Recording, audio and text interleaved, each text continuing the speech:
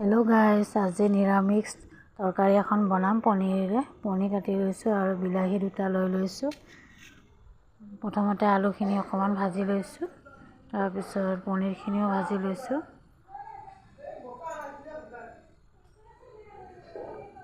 এয়া পনীৰখিনি ভজা হ'ল।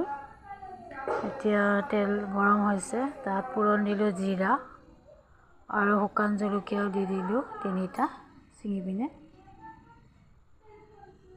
আদা দি দিছোঁ, যিহেতু নিৰামিষ নহৰু পিঁয়াজ একো দিয়া নাই। বিলাহীখিনি দি দিলোঁ।